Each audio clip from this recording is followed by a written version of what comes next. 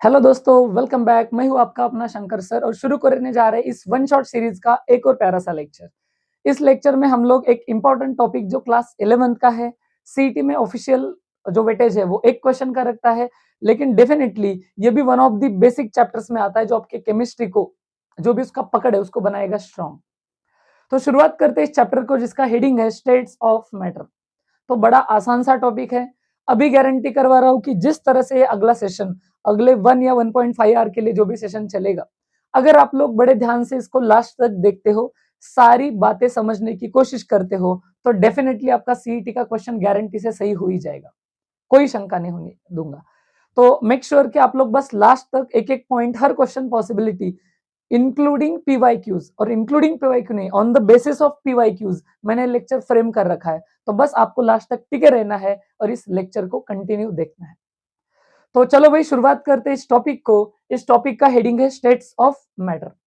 क्या क्या पढ़ने वाले हैं सर हम इसमें, तो शुरुआत करते हैं भाई।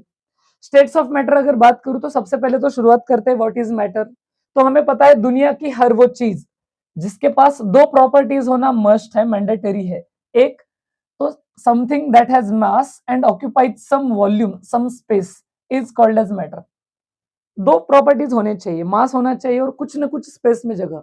हो सकता है कि वो स्पेस नेग्लिजिबल है, बहुत छोटी है, लेकिन होनी चाहिए, ऐसा है। तो बेसिक तीन स्टेट होते हैं सर। अगर मान लो मॉलिक्यूल्स बहुत दूर दूर है, बहुत दूर दूर मॉलिक्यूल्स है, एटम्स, तो फिर वो गैसीय स्टेट है।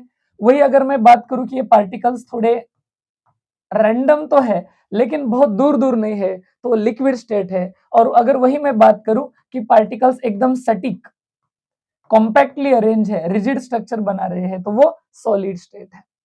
तो यहां से तो कोई क्वेश्चन आने से रहा, सीधा चलते हैं पहले वाले पॉइंट से जहां पे मेरे पास क्वेश्चन आने वाला है।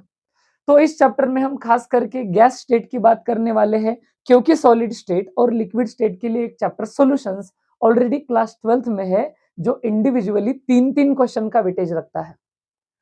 तो गैसीय स्टेट से हमें क्या सीखना है, तो वहां से देखते हैं। सबसे पहले तो मुझे ये देखना है कि ये मॉलिक्यूल्स जो होते हैं, ये एक दूसरे के आसपास रहने के लिए, इनमें पकड़ बैठने के लिए जो फोर्सेस होते हैं, उनको बोला जाता है इंटरमॉलिक्यूलर फोर्सेस। इंटरमॉलिक्यूलर फोर्सेस क्या होते हैं सर, कैसे पहचाने, यहां से आएगा अपना पहला क्वेश्चन। तो there are total 5 types of intermolecular forces. एक होता है डाइपोल डाइपोल इंटरेक्शन, एक होता है आयन डाइपोल इंटरेक्शन, एक होता है एक डाइपोल दूसरे में इंड्यूस्ड डाइपोल इंटरेक्शन, एक होता है सबसे वीकेस्ट फोर्सेस जिनको लंडन डिस्पर्शन फोर्सेस या वेंडरवॉल्स फोर्सेस कहा जाता है, और सबसे लास्ट जो होता है वो होता है हाइड्रोजन बॉन्डिंग, जो इनमें one of the strongest intermolecular force है। बात करते हैं सर क्वेश्चन कैसे आएगा, इनको पहचानना कैसे, हम लोगों को कैसे पता चलेगा कि कौन सा फोर्स किस में होता है। तो डाइपोल का होना यानी मॉलिक्यूल पोलार होना, तो आपको याद रखना है कि अगर आपके पास पोलार मॉलिक्यूल है तो उस मॉलिक्यूल में जो इंटरमॉलिक्यूलर फोर्स रहेगा वो डाइपोल डाइपोल इंटरेक्शन है। एक आसान सा एग्जांपल देता हूं। मान लो मेरे पास एक HCl है, तो H पे डेल्टा पॉजिटिव, Cl पे डेल्टा नेगेटिव। ऐसा एक और HCl में रिवर्स में निकालता हूं, Cl इधर और H इधर, H पे डेल्टा पॉजिटिव, Cl पे डेल्टा नेगेटिव। तो ये अपोजिट चार्जेस के बीच में जो अट्रैक्शन है, ये भी एक पोलार मॉलिक्यूल है, इसमें माइनस प्लस डाइपोल है और इसमें भी डाइपोल है। तो फिर यहाँ पर जो इंटरमॉलिक्यूलर फोर्स है वो है डाइपोल डाइपोल इंटरेक्शन। तो दुनिया के सारे पोलार मॉलिक्यूल्स कौन कौन सर, H2O ले लो, है ना, HCl अभी अभी बोला है, NH3 ले लो, है ना, फिर उसके बाद में SO2 ले लो।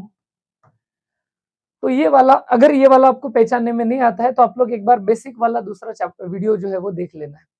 तो फिर पोलर मॉलिक्यूल्स जिनमें नेट पोलैरिटी होती है, उन सबको अपन डाइपोल डाइपोल इंटरेक्शंस बोलते हैं।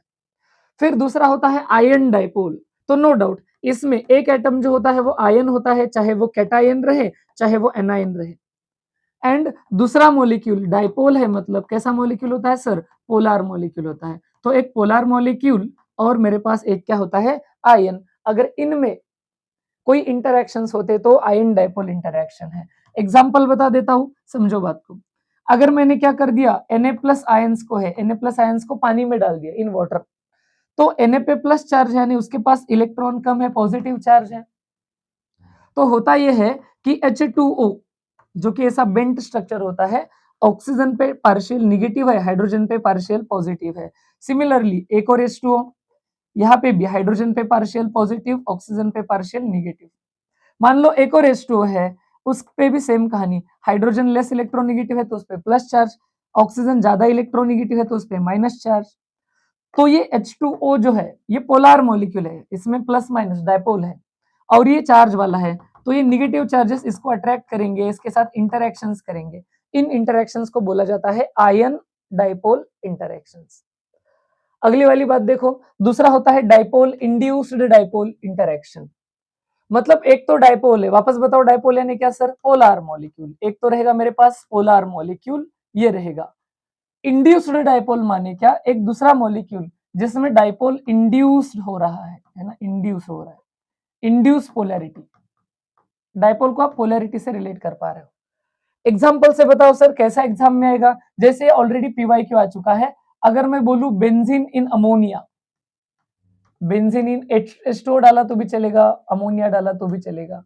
आपने क्या कर दिया? बेंजीन और अमोनिया को मिक्स कर दिया। अब जरा बात को समझो, बेंजीन के सारे कार्बन आइडेंटिकल है, सबको एक एक डबल बॉन्ड है, सबको एक एक सिंगल बॉन्ड है, सारे सेम टू सेम है, तो इसमें कोई डायपोल नहीं है, ये नॉन पोलर था, ये नॉन पोलर मॉलिक्यूल है, एक नॉन पोलर है। और ये NH3 जो है ये पोलर है। कैसे? ये अगर नाइट्रोजन है तो ये हाइड्रोजन, ये हाइड्रोजन, ये हाइड्रोजन और ये रही इसकी लोन पेयर, ऐसा कुछ।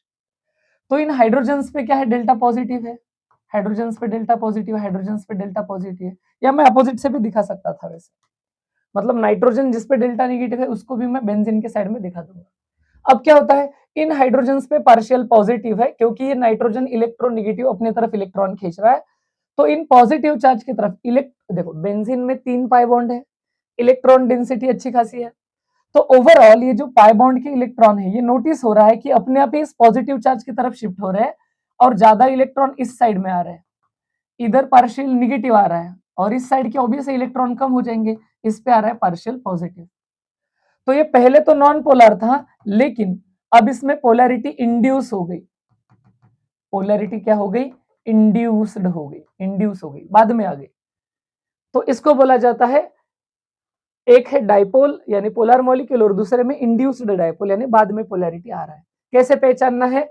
इंड्यूस पोलैरिटी वाला मॉलिक्यूल कैसा रहेगा? नॉन पोलर मॉलिक्यूल, और ये रहेगा पोलर। एक पोलर और एक नॉन पोलर है तो डाइपोल इंड्यूस्ड डाइपोल। दुनिया के सबसे वीकेस्ट इंटरमोलिकुलर फोर्सेस सर कुछ है तो वो है London dispersion forces. London dispersion forces किन में होते हैं? एक अगर मोनो एटॉमिक गैसेस वगैरह है, जैसे कौन? मोनो एटॉमिक गैसेस यानी नोबल गैसेस, नियॉन, अर्गोन, ये जो लोग हैं ना, हीलियम, ये वाले लोग हैं, इनमें कोई पोलैरिटी नहीं होती। या फिर non polar molecules, non polar molecules, non polar molecules. अगर मैं बात करूं नॉन पोलर मॉलिक्यूल्स की, जैसे मान लो एक H हाइड्रोजन है, दूसरा हाइड्रोजन है, ये नॉन पोलर है, इस पे कोई चार्ज नहीं है तो इसका पड़ोसी के साथ कोई इतना स्ट्रॉन्ग अट्रैक्शन नहीं होगा। Cl2 की बात करता हूं, CO2 की बात करता हूं, जिसमें कार्बन ऑक्सीजन तो है लेकिन दोनों तरफ सेम है तो कैंसिल हो जाता है, ये इधर ये खींच रहा है, इधर खींच रहा है, कैंसिल हो जाता है। तो ये नॉन पोलर मॉलिक्यूल्स में जो फोर्सेस होते हैं वो क्या होते हैं? वीकेस्ट वैंडरवाल्स फोर्सेस या weakest London dispersion forces. Last में मेरे पास जो इंटरमोलिकुलर फोर्स दिया है सर सिलेबस में, वो क्या दिया है? वो दिया है हाइड्रोजन बॉन्डिंग। याद रहे, कोई बच्चा गलती से ये ना बोले the bond of hydrogen is called as hydrogen bonding, बिल्कुल ऐसा नहीं होता। हाइड्रोजन बॉन्डिंग के लिए कंडीशन है और वो कंडीशन होता है when hydrogen is attached to electronegative atom. Hydrogen के पड़ोस में एक इलेक्ट्रोनेगेटिव एटम आना चाहिए। ये इलेक्ट्रोनेगेटिव एटम कौन कौन चल सकता है सर? ये जो इलेक्ट्रोनेगेटिव एटम आप बोल रहे हो उसमें डोमिनेंटली कौन कौन चलेगा? तो याद रखना इलेक्ट्रोनेगेटिविटी का ट्रिक, FONCl। ये जो मैंने लिखा है ये इलेक्ट्रोनेगेटिविटी का ऑर्डर ही है, मतलब पूरे पीरियोडिक टेबल का सबसे ज्यादा इलेक्ट्रोनेगेटिव कौन होता है? तो वो होता है फ्लोरीन, फिर ऑक्सीजन, फिर नाइट्रोजन, फिर क्लोरीन। तो स्पेसिफिकली जब हाइड्रोजन के सडनली साइड में इनमें से कोई आता है तो उन मॉलिक्यूल में हाइड्रोजन बॉन्डिंग हो जाती है। कैसे? वापस मैं HCl का एग्जांपल लेता हूँ। H पे बेचारे पे डेल्टा पॉजिटिव, क्लोरीन ज्यादा इलेक्ट्रोनेगेटिव होता है, डेल्टा नेगेटिव। एक HCl को वापस रिवर्स में लिखा, हाइड्रोजन पे डेल्टा पॉजिटिव, क्लोरीन पे डेल्टा नेगेटिव। क्यों ऐसे? इलेक्ट्रॉन अपनी तरफ खींच रहा है, ज्यादा इलेक्ट्रोनेगेटिव है, तो ये अपोजिट चार्जेस एक दूसरे को अट्रैक्ट करेंगे। ये जो अट्रैक्शन है इसको बोला जाता है हाइड्रोजन बॉन्डिंग। याद रखना वो सारे मॉलिक्यूल जो पोलर है उनमें डायपोल डायपोल इंटरेक्शन भी होता है, और अगर उनको पोलैरिटी के साथ उनके उन मॉलिक्यूल्स में हाइड्रोजन के पड़ोस में अगर इलेक्ट्रोनेगेटिव एटम आता है तो वो हाइड्रोजन बॉन्डिंग भी शो करते हैं। मतलब दो टाइप के इंटरमॉलिक्यूलर फोर्सेस एक ही मॉलिक्यूल में होंगे। एग्जांपल, अच्छा कोई पूछेगा सर इनमें डोमिनेंट कौन है, तो हाइड्रोजन बॉन्डिंग ये ज्यादा डोमिनेंट फोर्स होता है। HCl हो गया, H2O हो गया, HF हो गया, ये सारे एग्जाम्पल देखो हाइड्रोजन इनके साइड में आ रहा है, इनमें होता है हाइड्रोजन बॉन्डिंग। चलो, तो एक क्वेश्चन पॉसिबिलिटी हो गई समाप्त। दूसरी क्वेश्चन पॉसिबिलिटी क्या, यहां से तो गारंटी कर रहा हूं क्वेश्चन आएगा, मतलब आएगा फिक्स, है ना, वेरी इंपॉर्टेंट। वो है अपने पास गैस लॉज। गैस लॉज से दो टाइप के क्वेश्चन आते हैं, एक तो यहां से आसान से न्यूमेरिकल जो कॉमन सेंस से भी सॉल्व हो सकते हैं, या तो फिर आपको सीधा एक सेंटेंस देंगे, स्टेटमेंट देंगे, आपको बताना ये किस लॉ का स्टेटमेंट है। सबसे पहले शुरुआत होती है बॉयल्स लॉ से। मुझे ये याद रखना पड़ेगा, देखो मैं अभी आपको ट्रिक भी बताऊंगा, तीनों चारों लॉ सिखा के हो गए तो इनको याद रखने का ट्रिक बताता हूँ। बॉयल्स लॉ प्रेशर और वॉल्यूम का रिलेशन होता है, और ये एक बच्चा भी बता पाएगा सर कि मान लो अगर मैंने प्रेशर को इंक्रीज किया तो वॉल्यूम डिक्रीज हो जाएगा। क्या ये बिल्कुल कॉमन सेंस वाली बात है? अगर किसी ने प्रेशर को इंक्रीज किया, है ना, मान लो मेरे पास में क्या था, एक सिलेंडर में गैस भरा हुआ था, इस गैस को अगर मैं क्या कर रहा हूं, अगर मैं ये ऊपर का प्रेशर बढ़ा रहा हूं तो ये नीचे जाएगा और इसका वॉल्यूम कम हो जाएगा। प्रेशर में बढ़ाऊंगा तो वॉल्यूम कम हो जाएगा, तो इनवर्सली प्रोपोर्शनल है। तो बस यहां से बात निकल के आई कि pressure is inversely proportional to volume. अगर मैं इसको सही से लिखूं, इसको मतलब कंडीशन ए के लिए लिखता हूं, मान लो पहले तो बॉयल्स लॉ क्या कहता है, बॉयल्स लॉ इतना ही कहता है, pressure is inversely proportional to volume, that's it, ये हो गई बात। Pressure is inversely proportional to volume. थोड़ा सा डिटेल में जाता हूं, मान लो मैं दो केसेस लेता हूं, ए केस और बी केस, है ना, यहां से एक छोटा सा फॉर्मूला बनेगा। P1 is directly proportional to 1/V1। Directly proportional हटाना है तो एक कांस्टेंट लेते हैं sir, is equal to K into 1/V1। तो therefore K is equal to क्या हो जाएगा, K इज इक्वल टू ये इधर जाएगा, सॉरी इधर क्या K लिखा, P1 था, ये V1 इधर गया, P1 V1 is equal to K। अगर मैं दूसरी केस लेता हूं तो यहाँ पे क्या पता चलता है, P2 is directly proportional to 1/V2, उस टाइम का वॉल्यूम। तो डायरेक्टली प्रोपोर्शनल हटाना है तो K इंटू 1/V2 लेता हूँ, V2 इधर भेजता हूँ, तो देयरफॉर K का आंसर क्या मिलेगा मेरे को, P2 V2। अरे सर अगर सेम गैस है तो K is equal to K होना चाहिए, और इन दोनों से मुझे क्या रिलेशन मिलता है, P1 V1 is equal to P2 V2, P1 V1 is equal to P2 V2। तो एक तो क्वेश्चन यहां से आएगा, एक तो क्वेश्चन इस कॉमन सेंस से आएगा, बराबर है। What is the statement, at constant temperature the pressure of fix amount of gas, मतलब गैस चेंज नहीं करोगे, फिक्स रखोगे, gas varies inversely with volume, तो इनवर्सली प्रोपोर्शनल होता है। तो बस कॉमन सेंस वाली बात है। फिर कुछ ग्राफ दिए हैं, लेकिन graph CET point of view अभी ज्यादा इंपॉर्टेंट है नहीं, लेकिन फिर भी थोड़ा सा डिस्कशन में करता हूं। यहाँ पे रिसेंटली 2-3 सालों में यहाँ से कोई क्वेश्चन नहीं आया है। क्वेश्चन ये आया था, विच of the following graphs explains Boyle's law, ये लेकिन सीईटी में पूछा गया है क्वेश्चन, है ना, सीईटी पीवाईक्यू। अब यहाँ पे मैंने क्या किया है, यहाँ पे इनके ऑप्शन नहीं लिए, सीधे आंसर, 3 अलग अलग ग्राफ पॉसिबल है, इनमें से एक आंसर सही है। ग्राफ जो पूछा गया था वो मेरे को ये वाला पूछा गया था, ये वाला ग्राफ, मतलब बहुत सारे ग्राफ दिए थे, तो इनमें जो आंसर है ये टाइप के ग्राफ में से था, पीवी वर्सेस प्रेशर। इनका कहना है कि अगर मैं क्या करता हूं, पीवी वर्सेस प्रेशर की बात करता हूं, जैसे जैसे मैं प्रेशर बढ़ाऊंगा फॉर एंड टेम्परेचर, पीवी क्या रहेगा, कांस्टेंट। ऐसे क्यों सर, क्योंकि देखो प्रेशर चेंज हुआ तो वॉल्यूम चेंज होने वाला है, ये बात बिल्कुल सही है, P is inversely proportional to V। लेकिन प्रेशर बढ़ाओगे तो वॉल्यूम घटेगा, और अपन ने अभी अभी तो बोला था P इंटू V ये कैसा रहता है, कांस्टेंट रहता है। क्यों, क्योंकि ये हटा के अपन के लेते हैं ना सॉल्विंग करते टाइम पे, ऐसा ही तो कर रहे थे अपन, अरे ऐसा ही तो कर रहे थे, PV is equal to constant के लिए। लिख के बताता हूँ एक और बार, देखना, ये P is equal to K into 1/V1, ये V1 इधर गया तो PV इज इक्वल टू के, PV कांस्टेंट रहता है, तो तुम प्रेशर बढ़ाओ तो वॉल्यूम भी तो चेंज होने वाला है, अल्टीमेटली P एंड V का मल्टीप्लीकेशन सेम ही रहने वाला है, कांस्टेंट। टेम्परेचर बढ़ाओगे तो ऑब्वियस है पीवी का आंसर बढ़ेगा लेकिन कांस्टेंट आएगा, और टेम्परेचर बढ़ाओगे तो भी कांस्टेंट आ जाएगा। अगर मैं बात करता हूँ प्रेशर वर्सेस वॉल्यूम की, तो क्या कहता है, Boyle's law, pressure is inversely proportional to volume.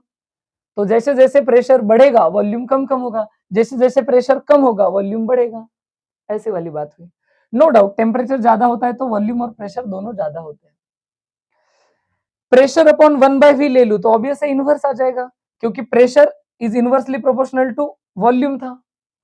तो अगर ये ऐसे मैं बात करूंगा प्रेशर इनवर्सली प्रोपोर्शनल टू 1/वॉल्यूम, तो जैसे जैसे वॉल्यूम बढ़ेगा प्रेशर हो जाएगा कम, जैसे जैसे प्रेशर बढ़ेगा वॉल्यूम हो जाएगा कम। लेकिन ये डायरेक्ट रिलेशन लगाता हूं तो P वर्सेस 1/v लो तो ऑब्वियस है वो स्ट्रेट लाइन का ग्राफ मेरे को मिल जाएगा, है ना, 1/v करूंगा तो ओके।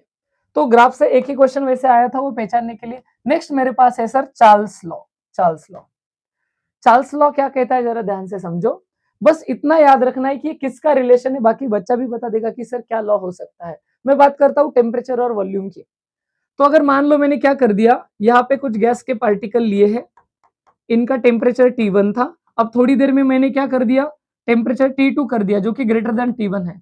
तो ऑब्वियस है इन मॉलिक्यूल्स की काइनेटिक एनर्जी बढ़ेगी, काइनेटिक एनर्जी बढ़ेंगी तो वो मॉलिक्यूल्स की एनर्जी बढ़ेंगी। अगर इनकी काइनेटिक एनर्जी बढ़ गई यानी कि एनर्जी बढ़ गई तो उनका वॉल्यूम भी बढ़ जाएगा। तो यह टेम्परेचर और वॉल्यूम का रिलेशन जो कॉमन सेंस से मेरे को बताता है, क्या बताता है सर, कि ये मेरे को बताता है कि temperature is directly proportional to volume. T is equal to K into V, यानी टेम्परेचर इंटू वॉल्यूम का मल्टीप्लीकेशन आएगा कांस्टेंट। तो इस तरह से लॉ है, बस इतना याद रखना है। इसके लिए भी अगर मैं बात करूं तो एक फॉर्मूला मैं एक जगह पे बना सकता हूं। अगर मैंने कंडीशन ए ले लिया तो इस हिसाब से क्या मिलेगा, T1 is equal to K into V1। Condition B के लिए क्या हो जाएगा, T2 is equal to K into V2। ये V1 इधर भेज दिया मैंने और ये V2 इधर भेज दिया, ये भी के है और ये भी के है, तो मेरे को क्या कंक्लूजन मिल रहा है sir, T1 upon V1 is equal to T2 upon V2। तो कोई चीज अगर डायरेक्टली प्रोपोर्शनल है तो इक्वेशन याद रखना है T1 V1 upon T2 V2 जो रिलेशन है वो। लेकिन इनवर्सली प्रोपोर्शनल था प्रेशर के टर्म्स में, तो अपन ने क्या करा था, P1 V1 is equal to P2 V2, इधर डिवीजन में होता है। तो कॉमन सेंस की बात है, टेम्परेचर बढ़ेगा तो मॉलिक्यूल्स की एनर्जी बढ़ेंगी, वो दूर दूर हो जाएंगे तो वॉल्यूम भी बढ़ेगा। At constant pressure volume of fix mass of gas directly proportional to temperature in Kelvin. एक तो यहां से क्वेश्चन आएगा या तो ये रिलेशन आपको याद रखना है। ओके, यहाँ पे भी एक ग्राफ दिया है, इन्होंने ग्राफ दिया है कि अगर मान लो मैं वॉल्यूम वर्सेस प्रेशर की बात करूं विथ इंक्रीज इन टेम्परेचर, तो नो डाउट जैसे जैसे टेम्परेचर बढ़ेगा आपका वॉल्यूम भी बढ़ता चला जाएगा। अगर आपके पास प्रेशर P1 कम है तो वॉल्यूम के आंसर ज्यादा ज्यादा आएंगे, अगर प्रेशर ज्यादा होता तो वॉल्यूम थोड़ा कम कम आ जाता, कम मतलब रिलेटिवली कम। तो यहाँ से ये भी कंक्लूजन मिलता है P1 से P2 ज्यादा है, ज्यादा प्रेशर रहेगा तो वॉल्यूम कम। कंसेप्ट क्या कहता है, टेम्परेचर बढ़ाओ तो वॉल्यूम भी बढ़ेगा, इसको बोला जाता है चार्ल्स लॉ। ग्राफ से वैसे भी क्वेश्चन नहीं आता है। नेक्स्ट मेरे पास है गे-लुजैक लॉ। अगेन मुझे ये याद रखना है, जो मैं 2 मिनट में ट्रिक बताने वाला हूँ, ये है प्रेशर और टेम्परेचर का रिलेशन। क्या ये भी कॉमन सेंस की बात है कि अगर मैंने क्या कर दिया, टेम्परेचर बढ़ाया तो मॉलिक्यूल्स का प्रेशर भी इंक्रीज हो जाएगा। क्यों सर, टेम्परेचर बढ़ाने से मॉलिक्यूल की एनर्जी बढ़ेगी, एनर्जी बढ़ेगी तो वो साइड से जोर से कोलाइड हो जाएंगे, प्रेशर बाहर एग्जिस्ट करेंगे, एक्सर्ट करेंगे, तो temperature is directly proportional to pressure. T is equal to K into T. अगर मैं के लिए लिखता हूं तो क्या हो जाएगा, T बाय पी। वापस ये वाला था मेन रिलेशन। अगर मैं दो रिलेशन को कंपेयर करता हूं, कैसे, कि मान लो एक बार के था T1 अपॉन P1 और एक बार के था T2 अपॉन P2। ये दो केसेस है, एक केस अलग टेम्परेचर पे, दूसरा केस अलग टेम्परेचर पे। तो कांस्टेंट रहेगा, कंक्लूजन क्या मिलता है, T1 upon P1 is equal to T2 upon P2। तो अगर डायरेक्टली प्रोपोर्शनल है तो अभी अभी अपन ने बोला था चार्ल्स लॉ भी वही कह रहा है, गे-लुजैक लॉ भी वही कह रहा है, 1/1 इज इक्वल टू 2/2। तो ये होता है। उसके बाद में मेरे पास आता है अवोगैड्रोज लॉ। अवोगैड्रोज लॉ क्या कहता है, तो अवोगैड्रोज लॉ सर सीधा सीधा मोल कंसेप्ट की बात करता है, वॉल्यूम और अमाउंट का रिलेशनशिप बताता है। कैसे, मान लो मैंने क्या कर दिया, 22.4 डीएम क्यूब माने लीटर ऑफ H2 ले लिया, या फिर मैंने 22.4 डीएम क्यूब ऑफ CO2 ले लिया। इन दोनों का मीनिंग 1 मोल ही होता है और 1 मोल यानी कि दोनों के पार्टिकल 6.022 इंटू 10⁻23 ही होते हैं। तो बस इनका वही कहना था, वॉल्यूम और अमाउंट का रिलेशन। अगर दो गैसेस का सेम टेम्परेचर पे अगर उनका वॉल्यूम सेम है तो उनके नंबर ऑफ मॉलिक्यूल्स भी सेम रहेंगे। चलो कंक्लूजन की बात, जहां से मुझे याद रखना है वेरी इंपॉर्टेंट चीज है ना, वेरी इंपॉर्टेंट ट्रिक वाली बात, क्योंकि अपने को वही तो याद रखना चाहिए। देखो न्यूमेरिकल क्वेश्चन सॉल्व हो जाएगा क्योंकि हमें रिलेशन आसानी से समझ में आते हैं, अभी मैं एक्सप्लेन भी करूंगा। चैलेंज वही है कि मुझे इनके स्टेटमेंट्स को याद करना है। तो आपको याद रखना है पीवी को बॉइल करो, पीवी को बॉइल करो। क्या कहानी समझ में आई sir? Pressure volume Boyle's law.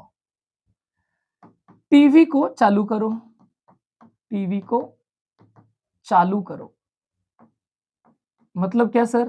Temperature volume Charles law, यहाँ पे चार्ल्स लॉ, यहाँ पे बॉयल्स लॉ।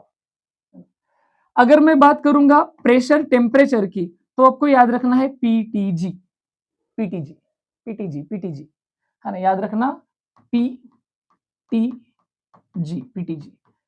मतलब यहां से याद रखोगे कि पीटीजी प्रेशर टेम्परेचर का वॉल्यूम है, वो गे-लुजैक लॉ है, गे-लुजैक लॉ,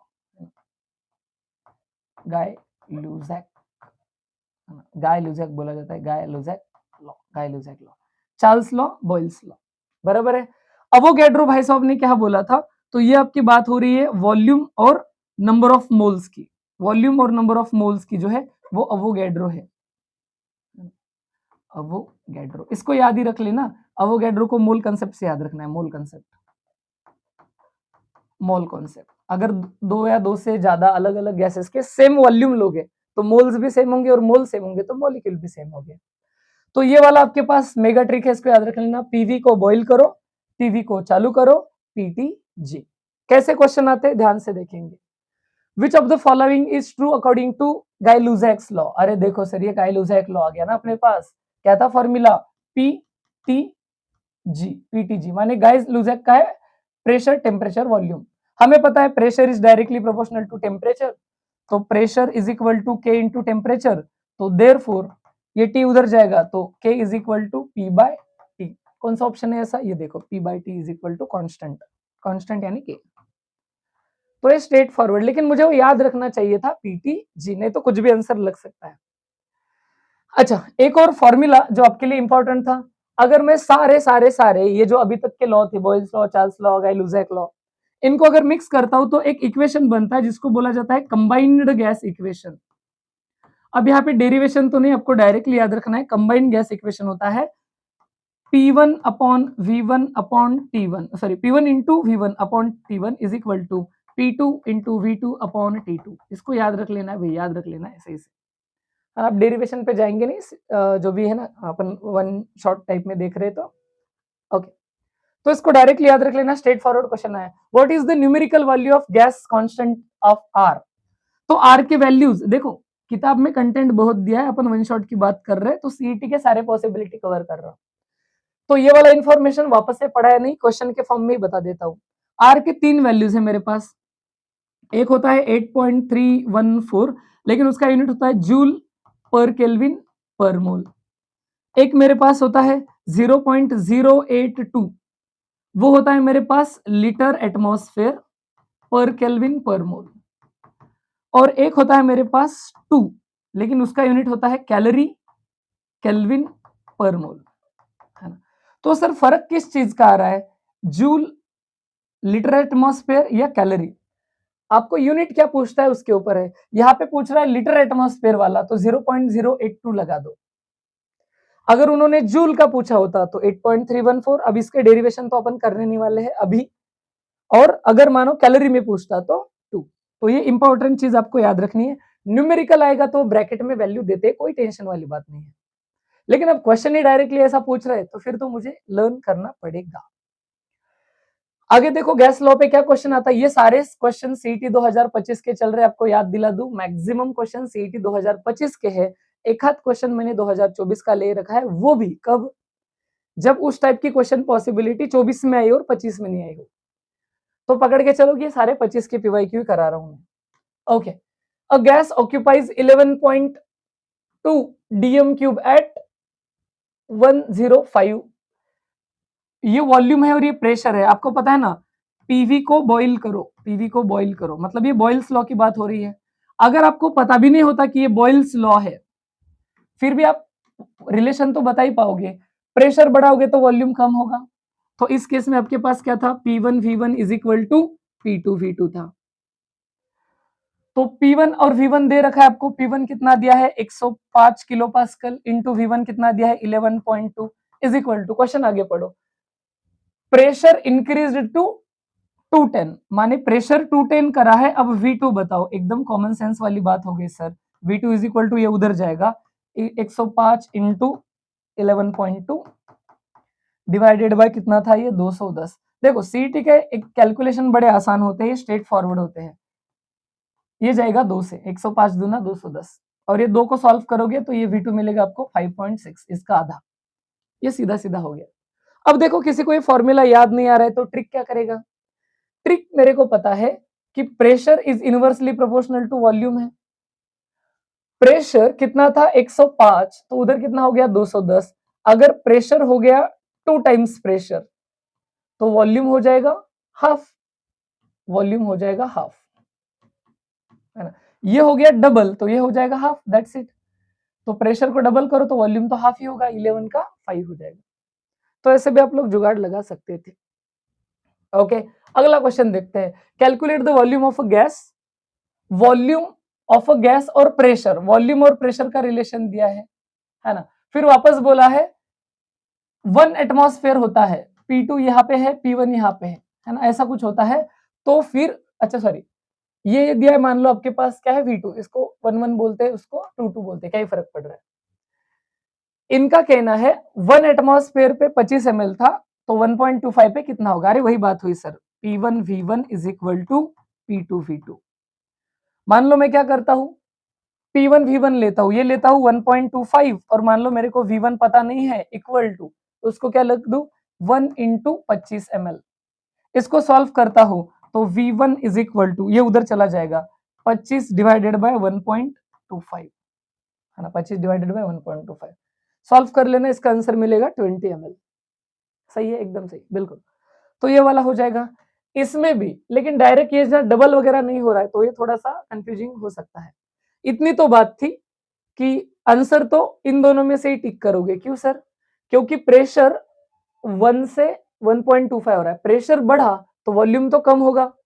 तो पहले कितना था आपको 25 दिया था ना, 25 से तो कम ही हो जाएगा। तो ये वाला सिंपल सा फॉर्मूला लगा देना है। What is the new temperature, temperature पूछ रहा है। व्हेन इनिशियल वॉल्यूम था 3 dm क्यूब, वो डबल हो चुका है, यानी 6 dm क्यूब हो चुका है एट कांस्टेंट प्रेशर। अरे सर, टेम्परेचर और किसका रिलेशन है, वॉल्यूम का। हमें पता है ना, temperature is directly proportional to volume. अगर ऐसा है तो T1 upon V1 is equal to T2 upon V2। Common sense की बात है, दोनों सेम सेम होते हैं।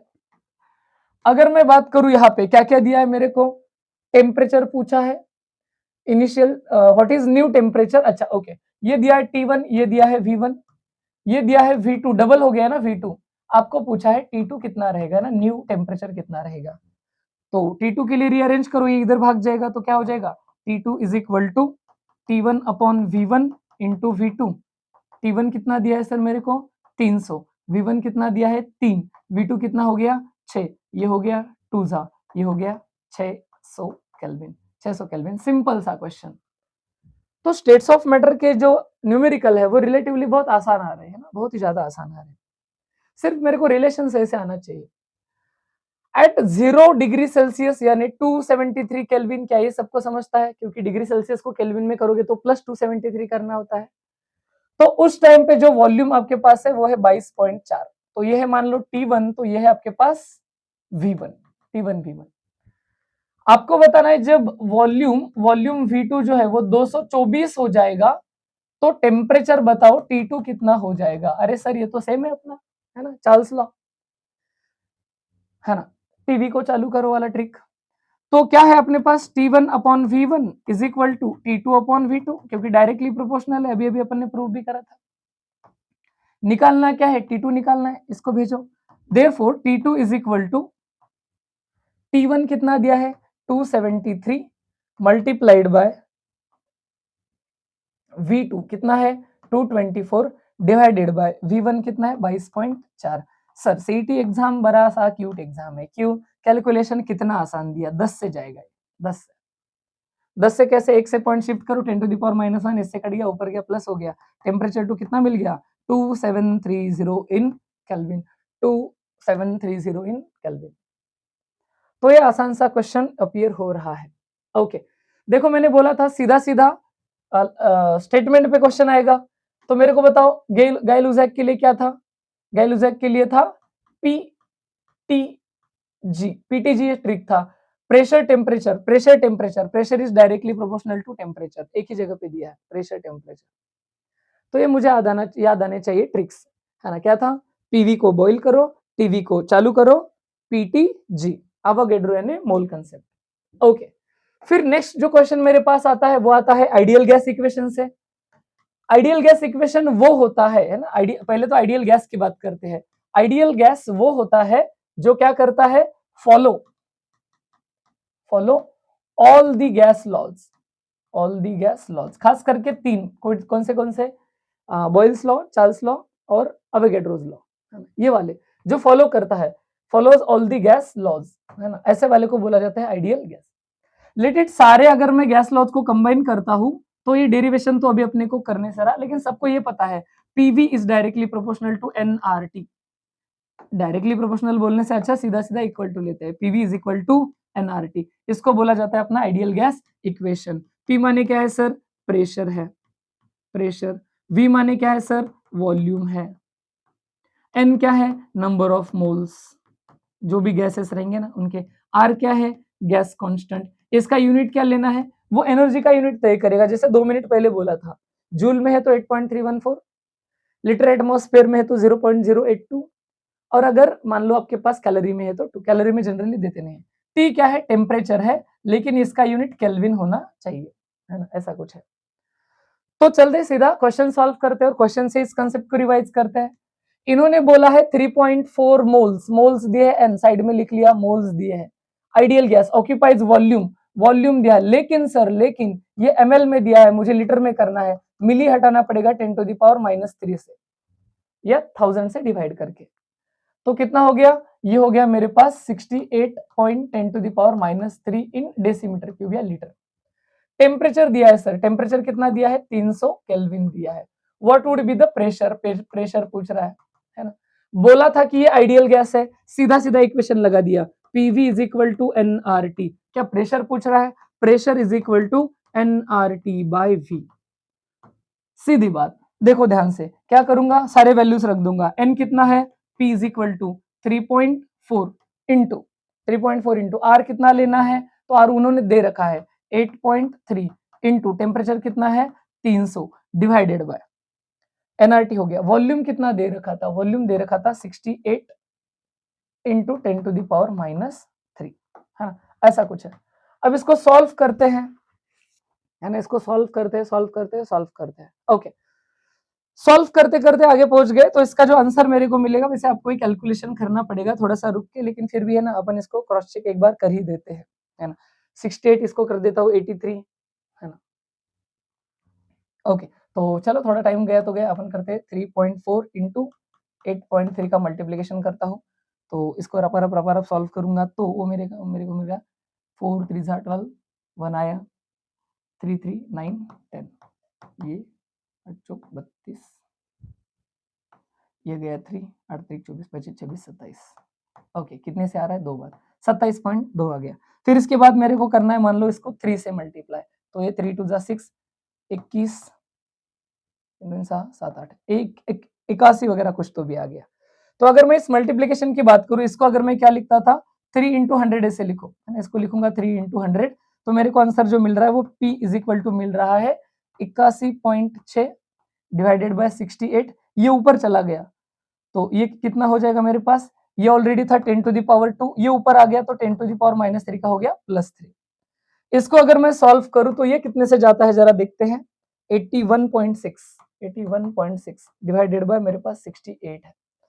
नंबर आसान करने के लिए मान लो इसको हाफ कर देता हूं, तो ये हो जाएगा 4 40 0.8, इसको हाफ करता हूँ तो हो जाएगा 3.4, फिर इसको हाफ करता हूँ 17 हो जाएगा, इसको हाफ करता हूँ 20.4 हो जाएगा, फिर वापस रफली मान लो इसको हाफ करता हूँ 9 दूना 18, 8.5 हो जाएगा, और इसको हाफ करता हूँ ये 10.2 हो जाएगा। तो इसको 8 और इसको 10 लेके सॉल्व कर दूं तो फिर ये हो जाएगा 8 1 जा 8 बच गए 2 10 16 8 3 24 8 दूनी 16 बच गए 4 8 5 40। तो ये अराउंड मेरे को मिलेगा रफली 1.25 मल्टीप्लाइड बाय ये हो जाएगा 10 to the power 2 into 10 to the power 3 as it is रख रहा हूँ। 10 to the power 3 अलग रखने का रीजन कि ये मेरे को किलो में कन्वर्ट करना है। तो ये जो नियरेस्ट जाएगा मेरे पास क्या है, इसके बदले में लिखता हूँ किलो, और ये 1.2 1.2 1.2 1.2 ये नियरेस्ट ऑप्शन गया 1.2 इंटू 10 टू द पावर 2, और इसके बदले में लिखा किलो, तो वो एज इट इज सेपरेट रखा था, तो ये आंसर मिल गया मेरे को ये वाला। तो अच्छे से सॉल्व करना है, पता करना है। ओके, एक और आसान सा क्वेश्चन देखो, what is the which of the following equation is true for, which of the following equation is true for, जो है वो which of the following equation is true for 8.8 into 10 to the power minus 2 kg of carbon dioxide। इसके लिए मेरे को बताना है, तो इसके लिए कैसे सॉल्व करूंगा, पहले तो देखूंगा 8.8 into 10 to the power minus 2 kg यानी कितना हो गया। देखो मेरे को पता है, इक्वेशन देख के तो पता चल रहा है कि मेरे को PV is equal to NRT के लॉजिक से चलना है, PV is equal to NRT. अब मैं एन कैसे निकालूंगा, तो पहले तो यहां से मैं ग्राम करूंगा, 8.8 into 10 to the power minus 2 into 10 to the power 3, ये हो गया ग्राम में, है ना, ऐसे कुछ हो गया, ये ग्राम में हो गया है मेरे पास। क्या अगर मैं एन की वैल्यू निकालू तो चलेगा, इससे एन निकालता हूं। नंबर ऑफ मोल्स कैसे निकलते हैं sir, 8.8 into 10 to the power minus 2 into 10 to the power 3 given mass upon molar mass of carbon dioxide, carbon का 12 और ऑक्सीजन का 32, कितना हो जाएगा 44। कैसे, 16 16 के 2 ऑक्सीजन है ना, CO2 इसका ले लिया 12 प्लस इसका 16 प्लस एक और का 16, तो हो जाएगा मेरे पास 44। कैलकुलेशन बिल्कुल आसान होता है सीईटी का, देखो ये -2 इसको खा जाएगा, 10 बचेगा, ये 88 करेगा, 88 अपॉन 44 यानी कि हो गया 2, PV is equal to 2 RT. इतना आसान सा क्वेश्चन सीईटी 2025 में रिपीट हुआ है। कुछ और बात करते हैं, देखो calculate the number of moles of gas having volume इतना, वॉल्यूम दे रखा है सर, वॉल्यूम दे रखा है 2.5 लीटर, 2.5 लीटर, टेम्परेचर दे रखा है मेरे पास 300 केल्विन, और प्रेशर मेरे पास दे रखा है 4.5 एटमॉस्फेयर, है ना, ऐसे कुछ। वैसे आइडियली बार में कन्वर्ट होना चाहिए, लेकिन नहीं करोगे तो भी सीईटी आपको ऑप्शन देगा, आर रेडीमेड दिया है, आपको एन निकालना है, नंबर ऑफ मोल्स। क्या था equation, PV is equal to NRT, PV is equal to NRT था, एन निकालना है तो N is equal to PV by RT. Solve करता हूं तो N is equal to, P कितना दिया है सर मेरे को, पी दिया है 4.5 इंटू वी कितना दिया है 2.5 पीवी अपॉन क्या है आर टी, आर कितना दिया है 0.082 मल्टीप्लाइड बाय टेम्परेचर कितना दिया है 300 केल्विन। अगर इसको मैं सही से सॉल्व करूं तो क्या मैं इसके ऐसे लिख सकता हूं, इसको एक से राइट शिफ्ट करता हूं, इसको एक से राइट शिफ्ट करता हूं, तो वो हो जाएगा 10 टू द पावर -2, क्योंकि नंबर बड़े कर रहा हूं। इसको भी सेम करता हूं, एक और 2 से शिफ्ट करता हूं, तो ये भी हो जाएगा 10 टू द पावर -2 यानी कट, तो 45 इंटू 25, या आप आराम से सॉल्व करो भाई, इसका सीधा मल्टीप्लीकेशन करो, मैं आसान से कर रहा हूँ। 8.2 इंटू 3 इंटू 100 लिख देता हूँ, मेरे को आसान लगता है ना, ऐसे कुछ। अब हो क्या जाएगा, मैं क्या करूंगा, पहले 3 का मल्टीपल में देखता हूँ, ये 3 45 को चला जाएगा, 3 1 जा 3, 3 1 जा 3 बच गया, 3 5 15, ओके 15 से चला गया। फिर मैं क्या करता हूँ, सीधा सीधा 8 का टेबल ही लेता हूँ, 8 से ये हो गया रफली 8 दूना 16, लेकिन 8 1 जा 8 बच गए मेरे पास 7, 1.9 रफली ले लो, 1.9, 8 दूना 16 के पास में जा रहा है 15, तो 1.9 ले लेता हूँ, 1.9 रफली। तो ये तो पहले तो ऊपर जाएगा, तो मेरे पास क्या मिल गया, 25 दूना 100 के आसपास वाला जो भी जो जाएगा है ना, वो जाएगा, तो 25 इंटू ये ना, ये रफली 1.8 तक जाएगा ना, 1.8 तक, 1.8 वगैरह, है ना, तो 18 18 18 5 टाइम्स करना है, 18 का टेबल नहीं आ रहा है सर आपको, है ना, 1 2 3 4 5 8 8 2 16 40, सही है, 1 2 3 4 5 6 7 8 9 90, ओके, ये 90 गया मेरे पास, कितना इसका आंसर आया 25, अच्छा ओके, ये 90 का 0 ले लिया 9, 18 दूनी 36, 37, 38, 39, 40, ओके, ये कुछ मेरे को मिल गया 45.0 वगैरह रफली। तो मेरे को n का वैल्यू मिलता है 45.0, है ना, कुछ ऐसे मिल जाता है। ये 100 है, ये ऊपर आएगा ना सर, तो 10 टू द पावर -2 हो जाएगा ना, 10 टू द पावर 2 10 का स्क्वायर ऊपर आ गया, तो n इज इक्वल टू 0.45, यानी नियरेस्ट जो ऑप्शन है वो 0.46 वही है। तो स्ट्रेट फॉरवर्ड आसान से क्वेश्चन आ रहे जो टैकल करने हैं। सेकेंड लास्ट क्वेश्चन यहां से जो आएगा वो आएगा मेरा किधर से, Dalton's law of partial pressure से। अरे सर ये तो सॉल्यूशन चैप्टर में अपना ऑलरेडी हो चुका है, लेकिन वापस एक और बता देता हूं। डाल्टन ने क्या कहा है कि मान लो आपके पास एक बीकर है, उस बीकर में a प्लस बी ये सॉल्यूशन है, a प्लस बी सॉल्यूशन है, तो नो डाउट यहाँ पे जो भी वेपर रहेंगे उन वेपर प्रेशर की बात करूं मैं, यहाँ पे जो पी टोटल रहेगा, अगर ए का पार्शियल प्रेशर पी ए होता और बी का पार्शियल प्रेशर पी बी होता, तो नो डाउट यहाँ पे जो पी टोटल है वो partial pressure of A plus partial pressure of B होता। ये किसका है, अपना डाल्टन्स लॉ का सेंटेंस है, डाल्टन्स लॉ। फिर वही मैं अगर बात करूं तो एक और लॉ था अपने पास, राउल्ट्स लॉ। राउल्ट्स लॉ मेरे को क्या कहता है कि राउल्ट्स लॉ बोलता है ठीक है, डाल्टन भाई साहब ने बोला है कि आपके पास जो टोटल प्रेशर रहेगा वो partial pressure of A and B का सम रहेगा, लेकिन पार्शियल प्रेशर क्या रहेगा, तो ये राउल्ट्स लॉ बताता है। कैसे बताता है, उनका कहना है मान लो अगर आपके पास यहाँ पे टोटल तो दोनों का मिला के, लेकिन आपको सिर्फ पार्शियल प्रेशर ऑफ ए चाहिए, partial pressure of A P A अगर चाहिए आपको, तो आपको क्या करना है, उस पी का प्योर प्रेशर जो भी रहा होगा मल्टीप्लाइड बाय आपको क्या करना है, उसका मोल फ्रैक्शन करना है ना, उसका मोल फ्रैक्शन करना है। वही अगर आपको पार्शियल प्रेशर ऑफ बी चाहिए तो उसका प्योर प्रेशर मल्टीप्लाइड बाय उसका मोल फ्रैक्शन है। सेंटेंस पढ़ लेना, है ना, ऐसा कुछ है। ये हुआ एक सेंटेंस, ये किसके लिए होता है, तो ये होता है लिक्विड फेज के लिए, है ना, ये होता है लिक्विड फेज के लिए। लेकिन अपन बात किसकी कर रहे हैं, गैस फेज के लिए, गैस फेज। तो गैस फेज के लिए थोड़ा सा चेंज होता है, सॉल्यूशन चैप्टर को थोड़ा रिकॉल करो, वहां पे मैंने ये बात अच्छे से एक्सप्लेन भी करी है।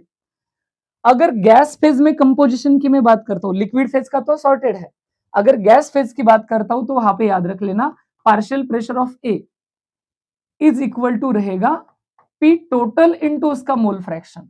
देखो लिक्विड फेज में प्योर प्रेशर लेना होता है, गैस फेज में टोटल प्रेशर लेना होता है। वही अगर मैं बात करूं पार्शियल प्रेशर ऑफ बी की, तो पी टोटल इनटू उसका मोल फ्रैक्शन। तो इस चैप्टर में अपन गैस फेज की बात कर रहे हैं, तो अपने लिए ज्यादा इंपॉर्टेंट ये है। देखो ऑफिशियल सेंटेंस आता है तो ये करेक्ट है लिक्विड फेज के हिसाब से, लेकिन अगर मैं सॉल्विंग करता हूं तो पी टोटल के हिसाब से जाना है। देखते हैं कितना आसान सा क्वेश्चन एग्जाम में आया है, ये गिवन छोड़ दो, सिर्फ क्वेश्चन पढ़ो।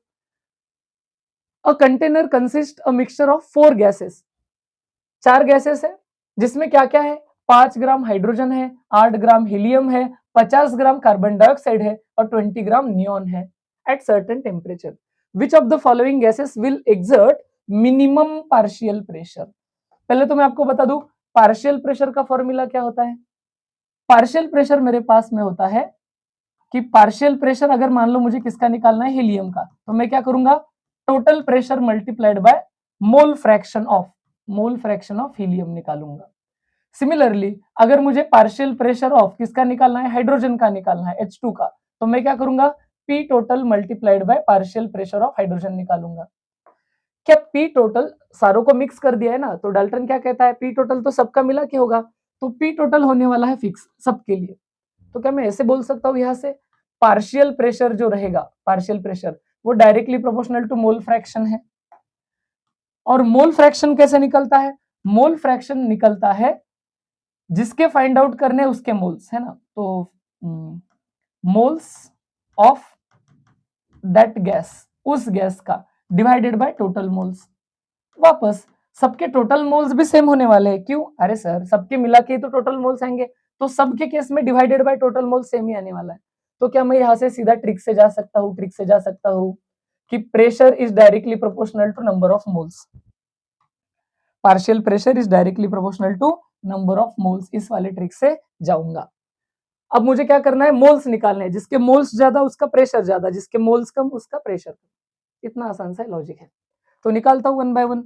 मोल्स ऑफ एच हाइड्रोजन निकालते हैं, गिवन मास कितना है 5 अपॉन मोलर मास कितना होता है 2, सॉल्व करूंगा तो 2.5 मिलेगा। फिर मोल्स ऑफ किसके निकालते हैं, moles of helium, given mass 8, molar mass 4, moles आ गए 2।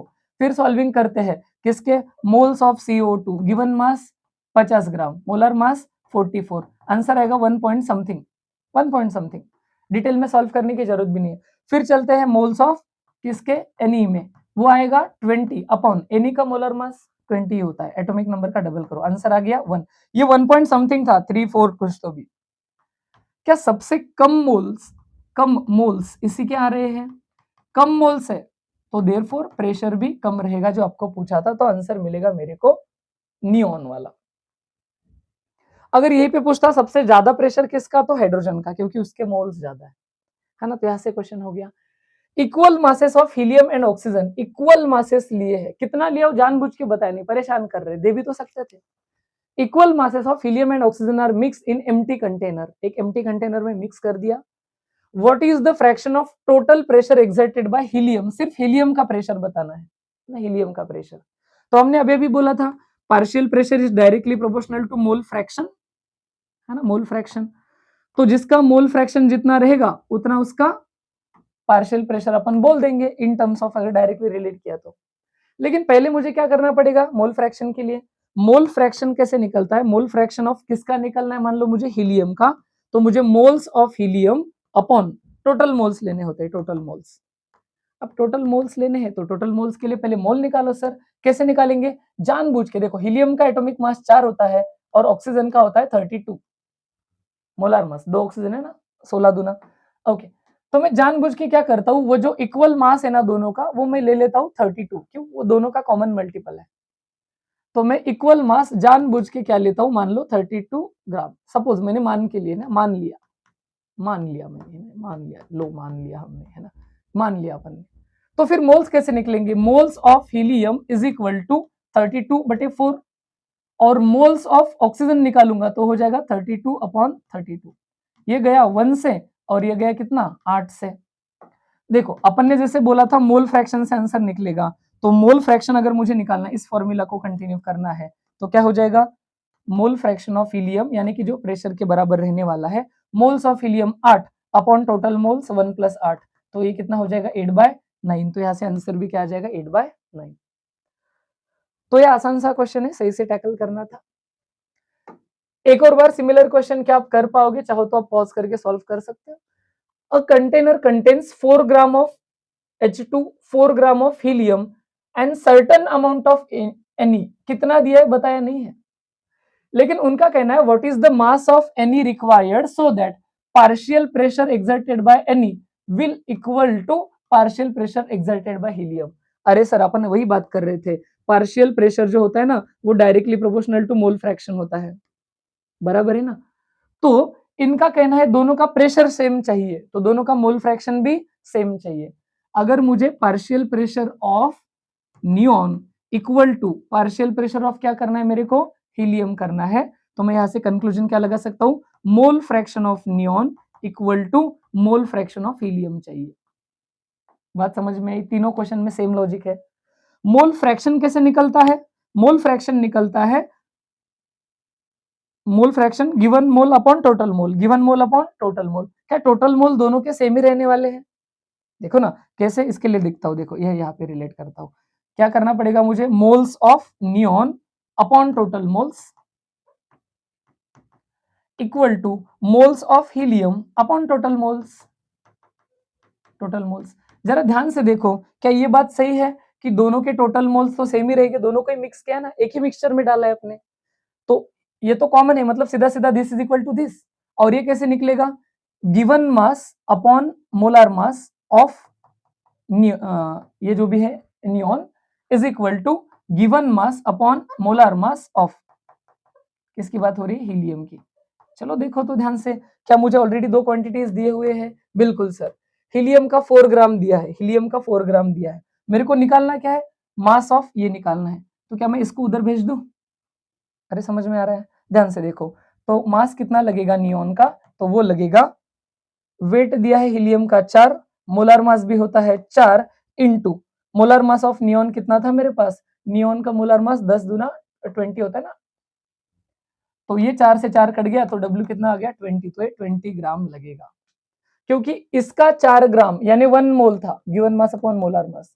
तो नियोन का भी मुझे 1 मोल ही चाहिए था, क्योंकि जब मोल इक्वल होंगे तो मोल फ्रैक्शन इक्वल होगा, मोल फ्रैक्शन इक्वल होगा तो पार्शियल प्रेशर इक्वल होगा, तो उसका गिवन मास अपॉन उसका मोलर मास, तो ऑब्वियस है ये 1 आने के लिए यहाँ पे 20 चाहिए था। तो ऐसा आसान सा ये क्वेश्चन पूछा था। एक और क्वेश्चन देख लो, ये ऑलरेडी हो चुका है, आपको आ भी जाएगा।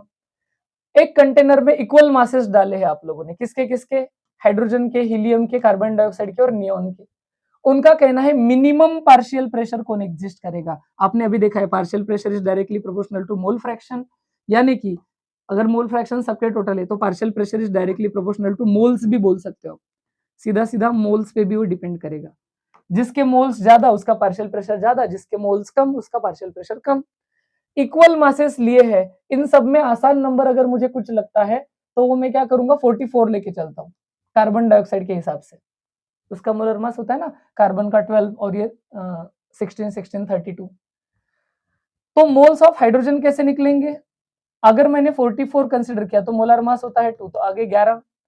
अगर मैं हीलियम की बात करूं तो मैं रफली इक्वल यानी 44 लेने वाला हूं और उसका होता है 4, यानी कि हो जाएगा वापस 10, है ना, नहीं 4 1 4, यहाँ पे गलत कर दिया, यहाँ पे 22 आएगा, अरे बाबा ये क्या है ना 22, यहाँ पे 22, यहाँ पे आ जाएगा 11 मोल्स ऑफ, अरे ये तो ठीक हो गया,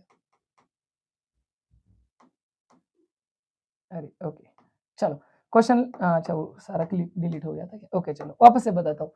मोल्स ऑफ हाइड्रोजन अगर मुझे निकालने हैं तो मैं क्या करूंगा 44/2 यानी 22 निकलेंगे। मोल्स ऑफ हीलियम निकालने हैं तो 44/4 यानी 11 निकलेंगे। मोल्स ऑफ CO2 अगर निकालने हैं तो 44/44 वो निकलेंगे 1। और अगर मोल्स ऑफ नियोन निकालने हैं तो वो निकलेंगे 44/20, तो ये 2 पॉइंट समथिंग आंसर आ जाएगा, 2.2 वगैरह आ जाएगा। सबसे कम मोल्स किसके हैं CO2 के, तो प्रेशर भी सबसे कम उसी का रहेगा। सबसे ज्यादा प्रेशर किसका रहेगा, तो इसका रहेगा, ये 22 वाले का है ना 44/2। Okay, a container contains equal masses of helium, He2 और CO2 और Na।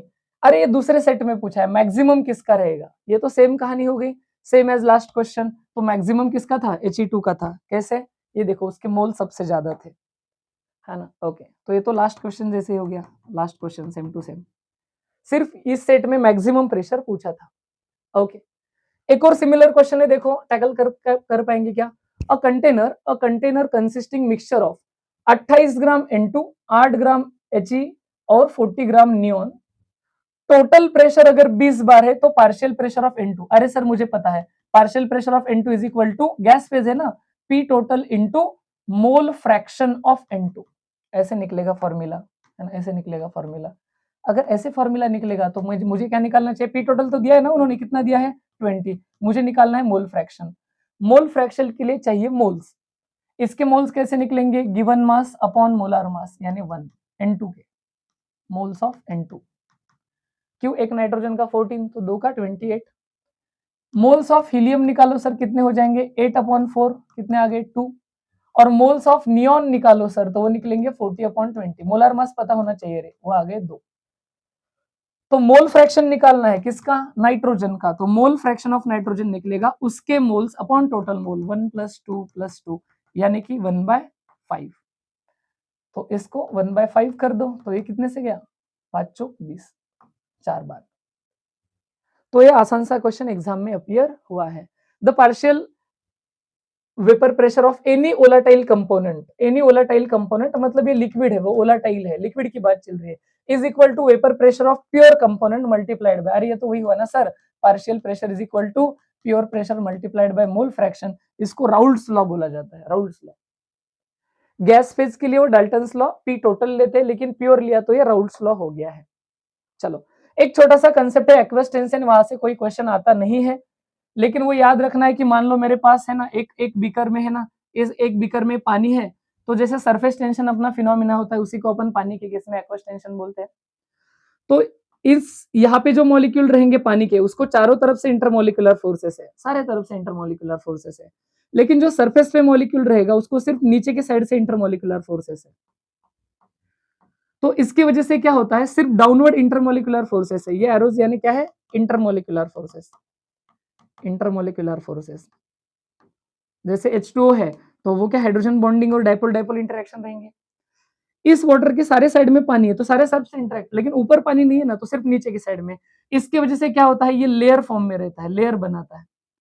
और ये जो लेयर बनाता है इसी को अपन इनडायरेक्टली एक्वस टेंशन के फॉर्म में स्टडी करते हैं। यहाँ से कोई खास क्वेश्चन तो नहीं आता है। हाँ, एक और छोटा सा कंसेप्ट होता है जिसको बोला जाता है डिफ्यूजन। तो डिफ्यूजन इसको भी मैं क्वेश्चन से कर रहा हूँ, ये भी सीईटी 2025 में क्वेश्चन पूछा है। डिफ्यूजन यानी हाई प्रेशर जहां पे है, हाई प्रेशर वहां से लो प्रेशर की तरफ गैस का फ्लो होना, गैस फ्लो होता है। कॉमन सेंस वाली बात है। अरे आसान सा एग्जांपल बताता हूँ। मैंने एक बलून खरीद लिया, मान लो बलून, उसको नॉट किया हुआ है, लेकिन मैं घर में उसको दो तीन दिन नहीं 5-10 दिन रखता हूँ। इवन दो उसको नॉट किया है, लेकिन उसमें थोड़ा सा तो स्पेस रहेगा। वो हवा धीरे धीरे धीरे धीरे, बलून में ज्यादा प्रेशर था और बाहर कम, बलून से बाहर आ जाएगा, डिफ्यूज हो जाएगा। तो ये डिफ्यूजन है, मान लो ना, हाई प्रेशर से लो प्रेशर की तरफ जाना।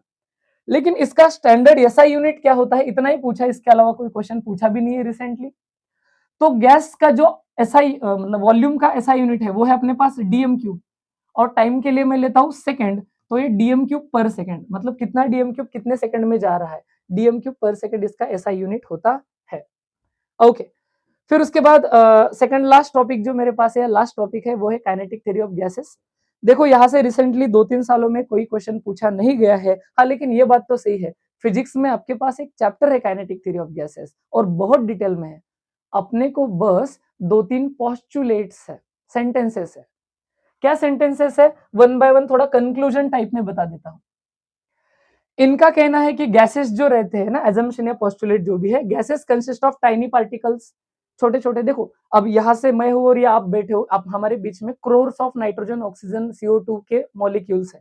क्या हमें महसूस हो रहे हैं वो इतने छोटे छोटे टाइनी पार्टिकल्स या मॉलिक्यूल्स होते हैं।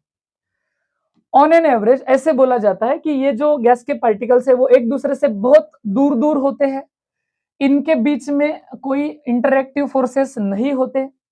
और अगर मैं छोटे गैस मॉलिक्यूल्स का अगर वॉल्यूम की बात करूं तो ऑलमोस्ट नेग्लिजिबल होता है। ये इतने दूर दूर होते हैं, इसी की वजह से ये हाईली कंप्रेसिबल भी होते हैं। इतना ही नहीं, इनके बीच में जो अट्रैक्टिव फोर्स है वो नेग्लिजिबल होता है, ऑलमोस्ट नहीं, है ना, नहीं होता है। इसीलिए वो गैस के मॉलिक्यूल है, अगर अपने एक बलून में रखा तो वो जबरदस्ती आपने भरे प्रेशर से, बलून को फोड़ दो फैल जाएंगे, उसमें कोई इंटरमोलिकुलर फोर्सेस नहीं होते। Gas molecules are in constant random motion, इसको एक वर्ड होता है Brownian motion, Brownian Brownian motion, Brownian motion भी बोला जाता है कि ये गैस के मॉलिक्यूल रैंडमली इधर उधर उधर उधर उधर डायरेक्शन, इररेस्पेक्टिव ऑफ डायरेक्शन, इधर उधर जा रहे हैं रैंडमली, ब्राउनियन मोशन बोला जाता है। और ये वॉल से कोलाइड करते हैं। इतना ही नहीं, तो द प्रेशर ऑफ गैस क्या होता है, तो ये जो गैस के मॉलिक्यूल्स है जो रैंडमली मूव कर रहे हैं वो उस कंटेनर के बलून के वॉल्स पे टकराएंगे, वही उसका प्रेशर होता है। याद रखना, collisions of gas are perfectly elastic. Perfectly elastic है मतलब ये एनर्जी ट्रांसफर करते हैं, है ना, एनर्जी ट्रांसफर करते हैं। मतलब हर मॉलिक्यूल में एक स्टोर्ड एनर्जी होती है, पोटेंशियल एनर्जी, वो मूवमेंट कर रहा है। अगर वो कोलाइड करता है पार्टिकल से पार्टिकल या फिर वॉल से पार्टिकल, तो एनर्जी ट्रांसफर होता है, इसको इलास्टिक कोलिजन बोलेंगे, है ना। लेकिन अल्टीमेटली जो टोटल एनर्जी है वो क्या हो जाती है, रिमेन्स अनचेंज आफ्टर कोलिजन, सिर्फ एक की दूसरे को ट्रांसफर हो जाएगी, है ना, ऐसा होता है। लेकिन एक की दूसरे को ट्रांसफर हो जाएगी ना, फ्रॉम 1 to 2, फ्रॉम 1 to 2, एक से दूसरे को ट्रांसफर होती है, कम ज्यादा नहीं होती है, उधर ही रहेगी। Okay, the different molecules of gas move in different velocities. सारे गैस के मॉलिक्यूल की स्पीड या वेलोसिटी जो रहती है, इवन दो रैंडमली डिस्पर्स हो रहे हो, सेम नहीं होती है। अगर हेवी गैस मॉलिक्यूल्स है तो वो स्लो फैलते हैं, डिफ्यूज होते हैं। अगर वही हल्के हैं, हीलियम, नियॉन, नोबल गैसेस, वो फटाफट चले जाते हैं, है ना, ऐसे कुछ है। और इतना भी याद रखना है कि इनकी काइनेटिक एनर्जी टेम्परेचर पे डिपेंड करेगी, टेम्परेचर जितना बढ़ेगा उतनी गैस मॉलिक्यूल की एनर्जी बढ़ेगी। ओके, जैसे हमने सॉल्यूशन चैप्टर में पढ़ा था कि सॉल्यूशन के दो प्रकार होते हैं, ideal solution, non ideal solution, वैसे सर गैसेस का भी होता है। ऐसे वाले गैसेस जो क्या करते हैं, PV is equal to NRT को फॉलो करते हैं, यानी कि गैस लॉज को फॉलो करते हैं, गैस लॉज को फॉलो करते हैं, इनको बोलना है आइडियल गैसेस। तो आइडियल गैसेस के 2-3 पॉइंट्स बताए गए हैं। A gas that obeys all gas laws over entire range of temperature and pressure. तुम टेम्परेचर चेंज करो, प्रेशर चेंज करो, फर्क नहीं पड़ रहा है, गैस लॉ फॉलो होगा ही होगा। There are no interactive forces between molecules, क्योंकि इंटरएक्टिव फोर्सेस हुए, अगर अट्रैक्शन हुआ तो वॉल्यूम जरूरत से ज्यादा कम हो जाएगा, जरूरत से ज्यादा बढ़ेगा, रिलेशन फॉलो नहीं हो सकते हैं। तो इनका कहना है आइडियल गैसेस में एक गैस और दूसरा गैस, मतलब जैसे एक हाइड्रोजन और दूसरा हाइड्रोजन, ये अगर आइडियल है तो इनमें कोई अट्रैक्टिव रिपल्सिव फोर्सेस नहीं है, ये अपने अपने दुनिया में है। इतना ही नहीं, अगर मैं मॉलिक्यूलर वॉल्यूम की बात करूं तो वो नेग्लिजिबल स्मॉल होता है। ऑब्वियसली मैंने जैसे पहले भी बताया, तुम्हारे मेरे बीच में क्रोर्स ऑफ मॉलिक्यूल्स है, लेकिन हमें नोटिस भी नहीं हो रहा है, कुछ टच हो रहा है क्या, कुछ कुछ नहीं। जैसे मैंने पकड़ा हाथ तो इसके बीच में कुछ भी नहीं, लेकिन फिर भी गैस के मॉलिक्यूल्स है, तो इतना नेग्लिजिबल उनका वॉल्यूम होता है। इनको पॉइंट पार्टिकल्स भी कंसिडर किया जाता है। रियल गैसेस क्या होते हैं, तो वही, एक होता है आइडियल तो दूसरा होता है रियल गैस। ऐसे वाले जो do not obey gas laws, खास करके Boyle's law and Charles law, by chance एक हाथ टेम्परेचर पे फॉलो हो भी गया थोड़ी देर के लिए, लेकिन टेम्परेचर चेंज करो तो वो फॉलो नहीं होगा। सभी गैसेस रियल ही होते हैं। परफेक्टली आइडियल गैस मिलना बहुत मुश्किल कंडीशन है। हाँ, एक चीज है, अगर आपको अगर एक रियल गैस को आइडियल में कन्वर्ट करना है तो वो पॉसिबल होता है तब जब आपका एटमॉस्फेरिक प्रेशर 0 हो जाता है, वैक्यूम में होते हो। Okay, a deviation from ideal behaviour is observed at high pressure and low temperature. हाँ, इतना याद रखना है, अगर गलती से कोई आइडियल गैस है तो उससे डेविएशन होता है। डेविएशन यानी फॉलो नहीं होना। ये कब होता है, जब प्रेशर हाई रखोगे और टेम्परेचर लो रखोगे, तो आइडियल गैस भी वो वाला फॉलो नहीं करते हैं, है ना। इन्होंने बनाया है real gas versus ideal gas का। तो जैसे जैसे प्रेशर बढ़ेगा वॉल्यूम कम होगा, प्रेशर कम हो जाएगा वॉल्यूम बढ़ेगा। आइडियल गैस और रियल गैस का कंपैरिजन दिया, इतना कुछ ऐसा टेंशन वाली बात नहीं है। Last question possibility of this chapter is compressibility factor. जैसे सॉल्यूशंस चैप्टर में हमने लास्ट में वेंटो फैक्टर देखा था, सारा सॉल्यूशन चैप्टर नॉन इलेक्ट्रोलाइट्स के लिए चल रहा था, वो कोलिगेटिव प्रॉपर्टीज, है ना, वो था lowering of vapour pressure, elevation of boiling point, osmotic pressure, ये जो कुछ था, फ्रीजिंग पॉइंट डिप्रेशन, ये नॉन इलेक्ट्रोलाइट के लिए था। चैप्टर के लास्ट में हमने क्या बोला, अगर इलेक्ट्रोलाइट है तो उतने से चेंज हो जाएगा। वैसे ही आइडियल गैसेस के लिए इन्होंने टर्म ढूंढा है, वो कौन सा है, कंप्रेसिबिलिटी फैक्टर। पहली बात तो रियल गैसेस को अगर आपको आइडियल बिहेवियर आइडियल गैस की तरह शो करना है तो ये तभी पॉसिबल है जब आपका प्रेशर 0 रहेगा, एक्सटर्नल प्रेशर 0 करना पड़ेगा, यानी वैक्यूम में काम करना पड़ेगा। ओके, वही आइडियल गैस बिहेवियर से रियल गैस कितना अलग बिहेव करता है, इसी को स्टडी करने के लिए एक फैक्टर ढूंढा गया, कंप्रेसिबिलिटी फैक्टर Z।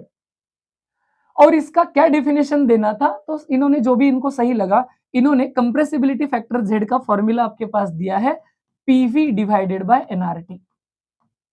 क्यों ऐसा, क्योंकि इनको क्या करना था, आइडियल गैसेस के साथ रिलेट करना था, इनको आइडियल गैस का कंप्रेसिबिलिटी फैक्टर 1 लेना है।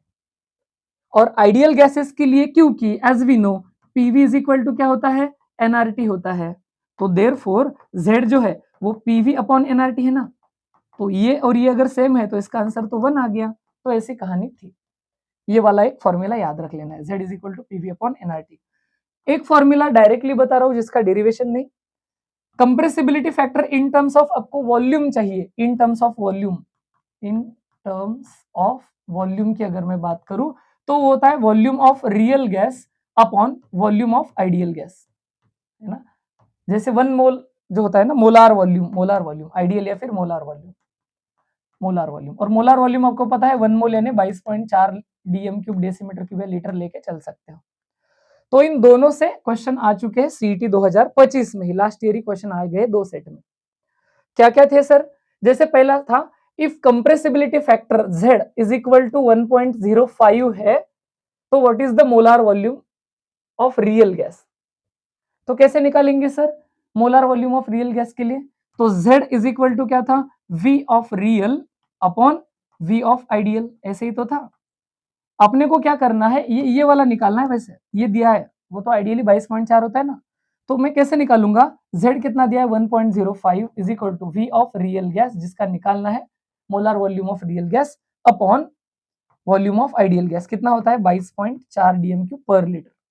तो V ऑफ रियल अगर मुझे निकालना है तो क्या हो जाएगा 22.4 मल्टीप्लाइड बाय 1.05, है ना, ये वाला। तो इसको सॉल्व करूंगा तो 22 इंटू 1 तो ये तो 23.5 के आसपास आंसर मिल जाएगा, है ना, क्योंकि दूसरा ऑप्शन पास में है ही नहीं, है ना, उससे थोड़ा सा। हाँ, गलती से इन्होंने दो ऑप्शन सेम ही दिए, कोई भी टिक करो सेम ही है ना। 22.23.52 23.52 सही है, वो उन्होंने गलती से दे दिया। तो एक क्वेश्चन था, एक क्वेश्चन तो सीधा सीधा स्ट्रेट फॉरवर्ड दे दिया, क्या, which following formula is used to calculate compressibility factor. अभी अभी देखा है कंप्रेसिबिलिटी फैक्टर होता है पीवी अपॉन एनआरटी, वो तो डेफिनेशन वाला पार्ट है।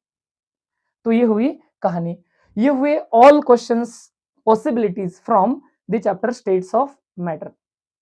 तो आप लोगों ने अगर पूरा ध्यान से देखा है तो ये वेरी इजी चैप्टर है, क्वेश्चन पॉसिबिलिटीज फिक्स है, थोड़े से 2-3 न्यूमेरिकल आप लोग खुद से लगा लो और जो ट्रिक्स बताए वो ध्यान से देख लो, तो फिर आपका ये चैप्टर 100% बन जाएगा, है ना।